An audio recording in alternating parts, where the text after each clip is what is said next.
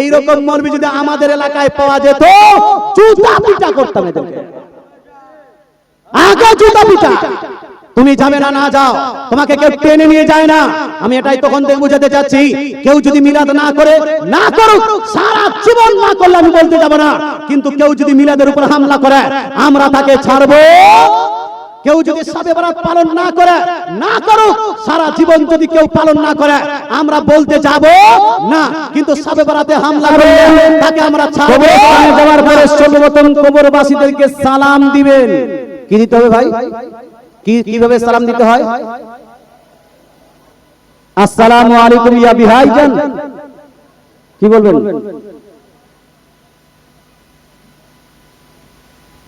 আর कुछ दिन बाकी है, आने वाला आता है और कुछ दिन बाकी है ना। কি বলছে? এই দেখেন, কবরস্থানে গিয়ে কবরবাসীদের সালাম দিতে হবে। আসসালামু আলাইকুম ইয়া আহলাল কুবুর আনতুম সালাফুনা ওয়া নাহনু বিল আসর ইয়াগফিরুল্লাহু লানা ওয়া লাকুম। এই সালামটি দিয়েছেন আপনার আমার নবী, দয়ার নবী, মায়ার নবী, আকাই নামদার মাদানী তাজদার আহমদ মুখতার জনাবে রাসূলুল্লাহ সাল্লাল্লাহু তাআলা আলাইহি ওয়াসাল্লাম। হাদিসের মধ্যে সহিহ মুসলিম জিল্লা মাবান পেজ নাম্বার 313 এর মধ্যে লিপিত আছে।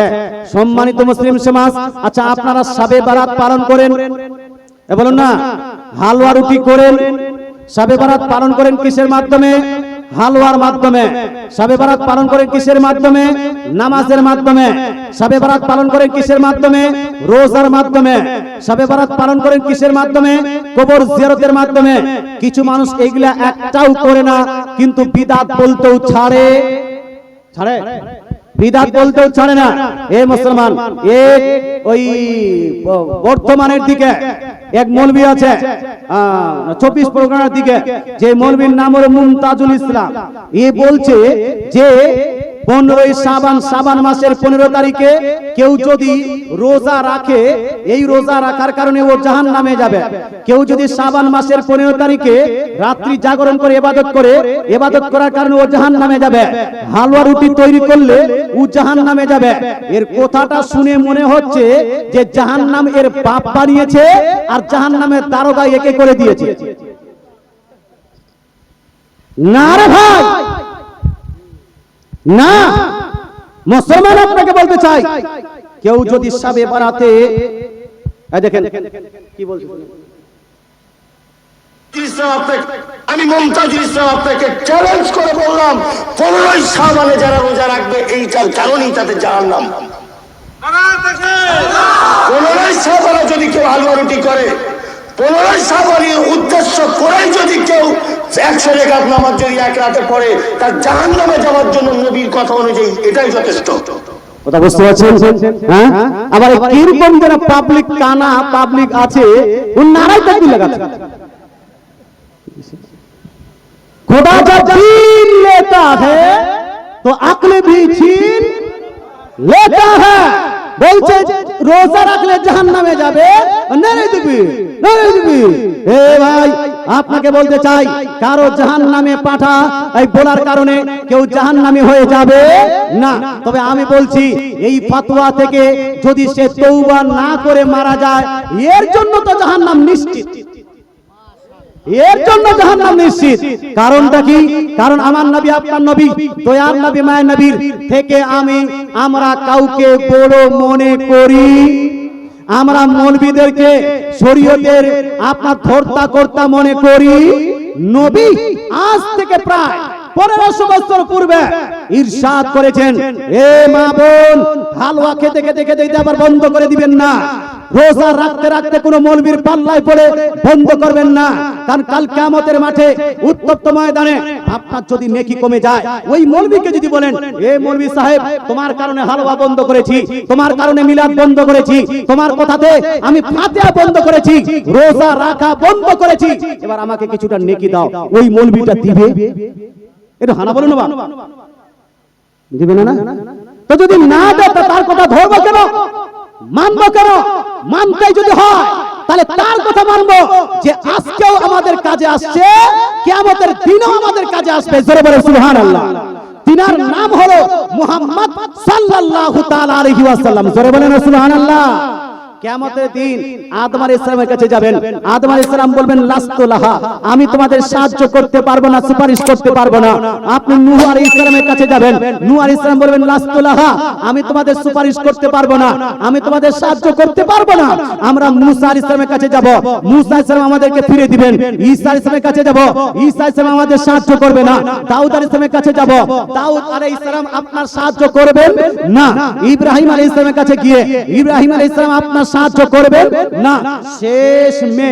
শেষ নবী, the last messenger of almighty আল্লাহ, আল্লাহ তাআলা শেষ নবী হযরত মুহাম্মদ সাল্লাল্লাহু তাআলা আলাইহি ওয়াসাল্লামের দরবারে উপস্থিত হলে নবী লাস্তু লাহা বলবেন না, নবী বলবেন আনা লাহা, আমি এই কাজের জন্যই অপেক্ষায় আছি। জোরে বলেন সুবহানাল্লাহ। আমি অপেক্ষা করছি কখন আমার গুনাহগার বাদকার সিয়াকার উম্মতি আমার কাছে আসবে আর আমি তাদের সুপারিশ করে তাকে জান্নাতে নিয়ে যাব। জোরে বলেন সুবহানাল্লাহ। এরপরে আমার নবী, আপনার নবী, আপনার আমার গুনাহগার উম্মতির জন্য নবীজি সাল্লাল্লাহু আলাইহি সাল্লাম আল্লাহর দরবারে সাজদা করবেন। সাজদা করতে মাত্রই আল্লাহ তাআলা বলবেন, এই হাদিসটি বুখারী শরীফের মধ্যে 6 জায়গায় লিপিবদ্ধ আছে। জোরে বলেন সুবহানাল্লাহ। আরে জোরে সুবহানাল্লাহ। বুখারী শরীফের মধ্যে 6 জায়গায় লিপিবদ্ধ আছে। রাসূলুল্লাহ সাজদায় গেলেন, আল্লাহ তাআলা বলছেন, সঙ্গে সঙ্গে আল্লাহ তাআলা বলবেন ইয়া মুহাম্মদ ইরফা রাসাক কুল তুসমা সাল তুতা ইশফা তুশফা।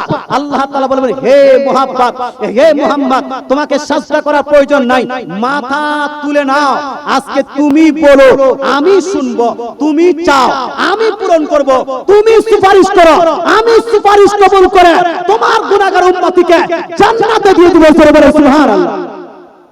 আরে এটা বাল্য পাঠের হাদিস নয়, শিশু শিক্ষার হাদিস নয়, মাধ্যমিকের কিতাবে লেখা হাদিস নয়, বিশ্বের মধ্যে সবথেকে গ্রহণযোগ্য হাদিসের কিতাব বুখারী শরীফে লিপিবদ্ধ আছে। যেই হাদিস নারে তাকবীর, নারে তাকবীর, নারে রিসালাত, নারে রিসালাত। বাবনগ্রাম যুবক কমিটি, বাবনগ্রাম যুবক কমিটি, সিরাতে মুস্তাফা কনফারেন্স, সিরাতে মুস্তাফা কনফারেন্স, হযরত আল্লামা মাওলানা ওবায়দুল ইসলাম জামালি সাহেব, হযরত আল্লামা মাওলানা ইসলাম জামালি সাহেব। নারে তাকবীর, নারে তাকবীর, নারে রিসালাত, নারে রিসালাত। পীর का दामत, पीर का दामत, अली का दामत।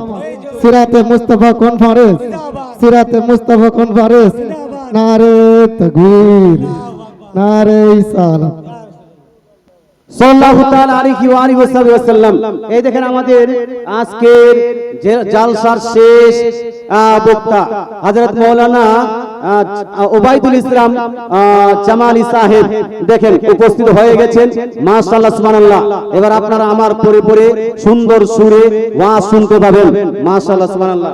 আসেন আসেন এখানে এখানে এখানে আছে জায়গা, ওই জায়গা আছে আপনার জন্য তো রাখলাম।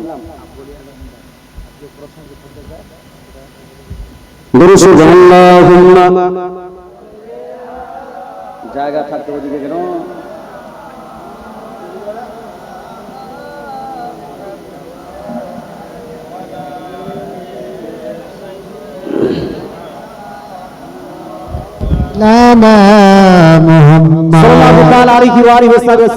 প্রথমেই বললাম প্রশ্ন থাকলে উত্তর হবে, প্রশ্ন থাকলে প্রশ্ন করতে পারেন।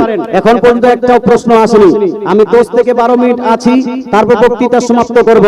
তবে আমি আপনাকে বুঝাতে চাইছিলাম যেই নবী আপনার সুপারিশ করবেন আজকেও কাজে আসছে, কিয়ামতের দিনও কাজে আসবেন, সেই নবীকে বাদ দিয়ে কোন মৌলবীকে মানা এটা কি ঠিক হবে? হ্যাঁ, হবে না না?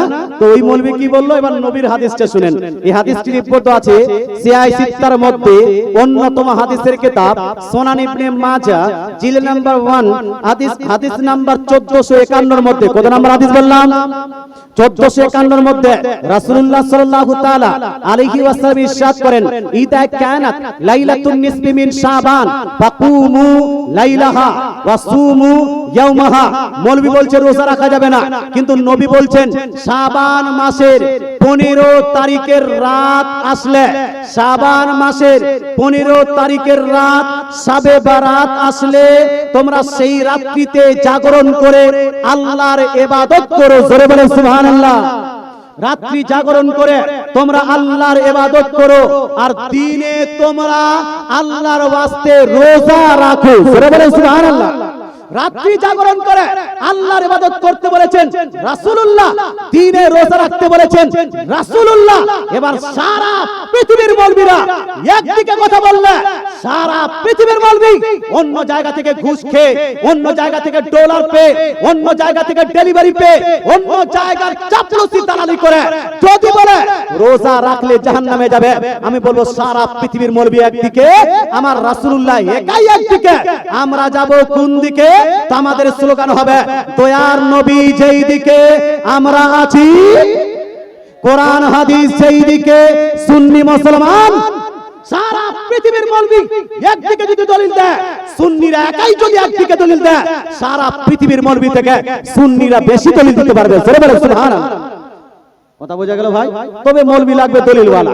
সম্মানিত মুসলিম সমাজ, আমি আপনাকে আলোচনা শোনাতে চাচ্ছিলাম, তো শবে বারাতকে কেন্দ্র করে রাত্রি জাগরণ করে ইবাদত করতে বলেছেন কে? আচ্ছা বলুন তো, ইবাদত করার সবথেকে উত্তম জায়গা কোনটা? জোরে বলুন না, বলতে পারছেন না, এই জন্য তো সমস্যা। এই জন্য তো মৌলবীরা যা তা বলে চলে যাচ্ছে। কথা বলুন না বাবা। মসজিদ ইবাদত করার সবথেকে উত্তম জায়গা? জোরে বলুন না, ইবাদত করার সবথেকে উত্তম জায়গা কোনটা? বলতে হবে জোরে। তো মসজিদে গিয়ে ইবাদত করলে জায়েজ হবে না না জায়েজ? হালাল না হারাম? নেকি না গুনাহ? বৈধ না অবৈধ? কিন্তু একটা তার কাটা মৌলবী কথা শুনুন, কথা শুনুন, মৌলবী কত নিচে নামতে পারে শুনুন কি বলছে। 14 শাবান রাত্রে এইভাবে মসজিদে ভিড় না করে যদি বেশ্যাখানায় কাটায় তারপরও ভালো আছে। যদি সারা রাত যদি সে বেশ্যাখানায় থাকে সেটাও ভালো। জোরে নাউজুবিল্লাহ বলবেন না। এইরকম মৌলবী পৃথিবীতে আছে। কথা বোঝা গেল? এই ইউটিউবে আছে এগুলো বাস। সম্মানিত মুসলিম সমাজ, এইরকম মৌলবী পৃথিবীতে আছে যারা বলছে শবে বারাতে 14 তারিখে, শাবান মাসের 14 তারিখে রাত্রিতে ওই ভিড় করে মসজিদে না গিয়ে কেউ যদি বেশ্যাখানায় যায়, তো বেশ্যাখানায় যাওয়াটা বেশি ভালো। আমি বলবো ভাই, এই মৌলবীর জন্য ভালো হতে পারে, এই ওয়াহাবীর জন্য ভালো হতে পারে, সুন্নিদের জন্য বেশ্যাখানা কালো হারাম ছিল, আজও হারাম আছে। মসজিদ কালো জায়েজ ছিল, আজও জায়েজ আছে। জোরে বলেন সুবহানাল্লাহ। সম্মানিত মুসলিম সমাজ, এইরকম মৌলবী যদি আমাদের এলাকায় পাওয়া যেত, জুতা পিটা করতাম এদেরকে। আগে জুতা পিটা। তুমি যাবে না, না যাও, তোমাকে কেউ টেনে নিয়ে যায় না।